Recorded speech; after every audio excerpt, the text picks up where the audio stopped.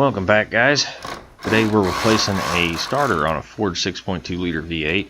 This is in a 2014 F250. It is a two-wheel drive, so with a four-wheel drive things may change a little bit, but what I just did was disconnect the negative battery cable. Anytime you're working on vehicles, it's always a good idea, especially when you're doing something like a starter and alternator, because they do have direct battery feeds going to them.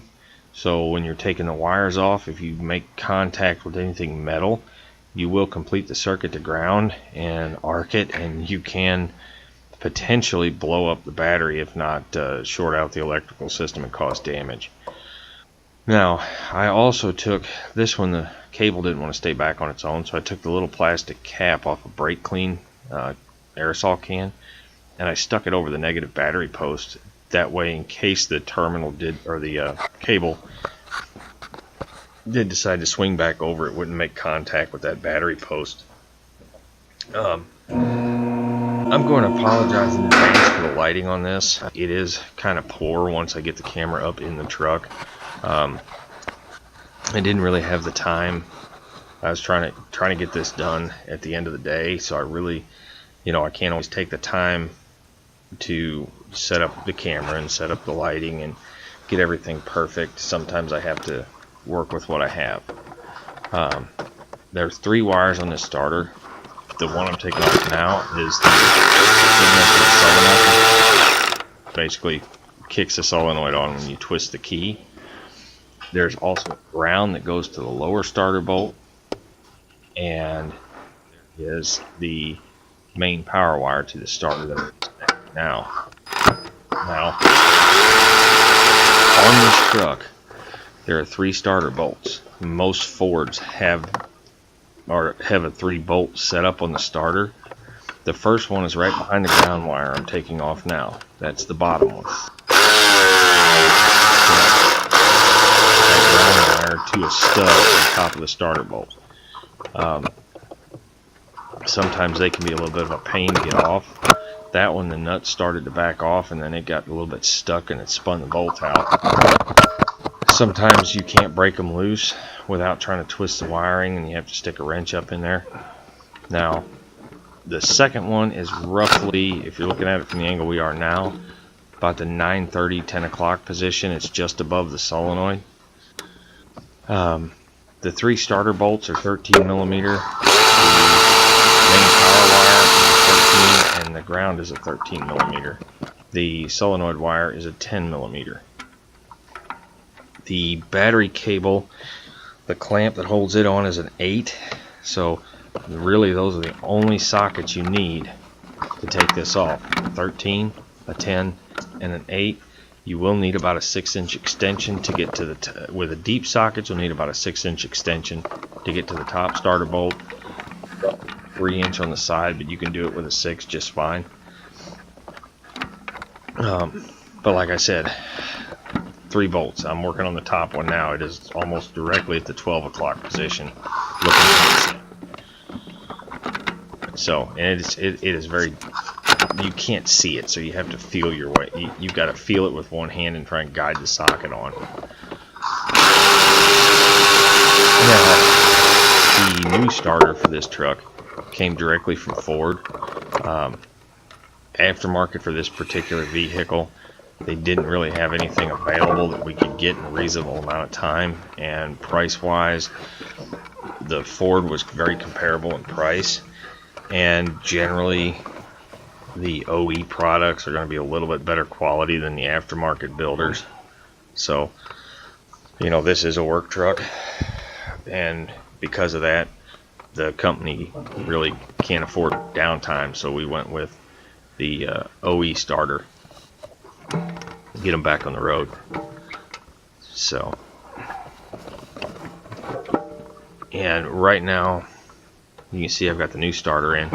I'm putting the top bolt in. I generally like to try and get that one in first. That way it'll kind of hold the weight of the starter up while I start the other 2. Keep in mind, I think I've said this in other videos, you do not want to tighten any of them down until you have them all started. Otherwise, you'll have trouble lining the holes up and you'll have to go back and loosen them up to get all of them started. So here I'm actually using a 13mm wrench to separate them up,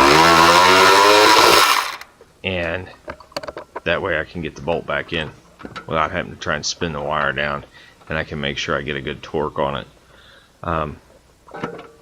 You will see me here in a few minutes, once I run them all tight with my little snap-on quarter drive cordless ratchet. I will go back with a 3/8 ratchet and actually tighten them up. That little ratchet will only, maxed out, it'll only put out about 35 foot-pounds. Really, I'm not going to trust that they're not going to vibrate loose, so not worth the risk. Go back, make sure they're tight. But you also, if you do have a cordless ratchet, and even doing it by hand, when it comes time to put the wires back on, especially on the solenoid, you need to be very careful that you don't over tighten them. You want them just a little bit past snug.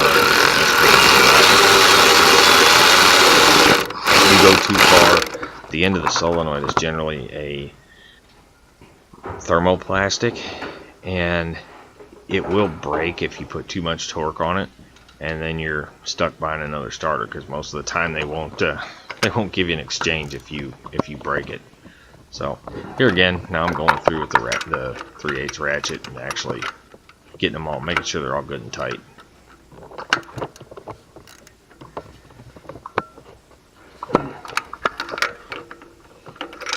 And then here in just a second, we'll start putting the wires back on.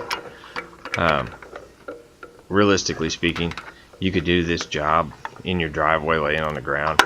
It's not going to be quite as easy to reach, but this is not a real difficult job. They do give you plenty of room up next to the engine. I didn't have any problem getting my hand all the way up on top, but I am standing on the ground. Laying on your back, it's going to be a little bit more awkward. Now, here we're putting the wires back on. I'm starting with the ground, and then I'm going to do the ground and the power wires first, since they're 13, and then I will come back and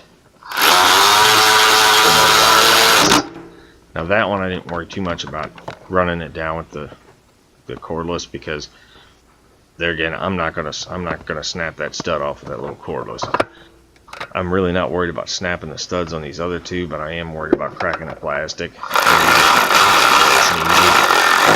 It snugs up, and if you have any doubt, just stop. Don't go too far with it. Now I apologize. Here in just a second, my camera died on me. I don't know what happened. Didn't get the batteries charged enough earlier in the day, I guess. And yeah, it died right there. So now we're back on the ground. I've got the battery cable, putting the negative battery cable back on, and we're ready to test it and see if it starts, guys. So I hope you enjoy the video. This helps you out. Again, please give me a thumbs up, and do me a favor while you're here, subscribe to the channel. Don't be afraid to get your hands dirty, guys. And on to the next video.